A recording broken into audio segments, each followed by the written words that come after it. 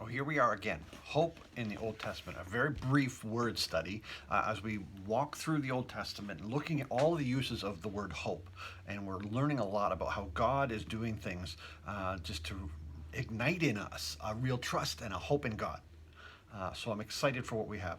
We've just finished off the book of Lamentations. There was 4 quotes there. They're all very similar in their usage and their language. So we're moving on now. We're in the book of Ezekiel. There's 2 in Ezekiel, but we're going to focus on the first one today. This comes from Ezekiel chapter 19 and verse 5. Now, Ezekiel is one of those prophetic books. It's got a lot going on.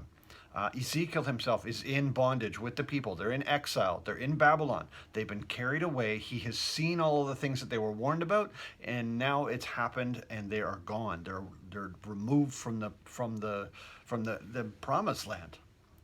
But they have a promise, and they have a hope that they will return. So now Ezekiel, in this particular passage, this is a lament. It's a poem, a song to be sung. It's meant to just really give voice to that inner feelings that they have going on. But it also explains some of the things that have happened. So some of the history is recorded here in very vivid imagery. The idea of a lion is the nation of Israel.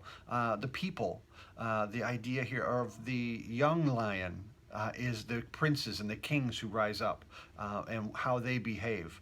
So in this imagery, you'll see just very clearly how God is leading the people. But in this case, we're seeing they're just giving voice to that feeling of being left, of losing their hope. So here's the verse. Ezekiel chapter 19, verse 5. When she saw that she waited in vain, that her hope was lost, she took another of her cubs and made him a young lion. He prowled among the lions. He became a young lion, and he learned to catch prey, and he devoured men. Well, this is the people have brought up a new king, even though the one they just put out there was carried off too and captured, which we see in history. In this one, the people have lost their hope. But what were they hoping in?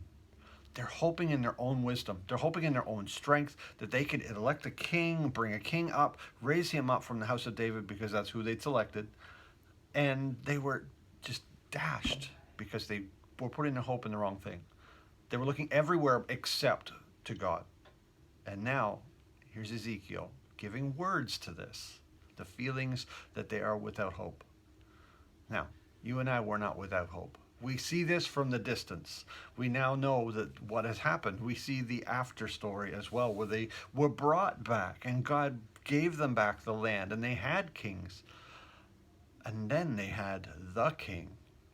The Lord Jesus came and hope was living. I hope this encourages you today. It's been a good day. Have a good one.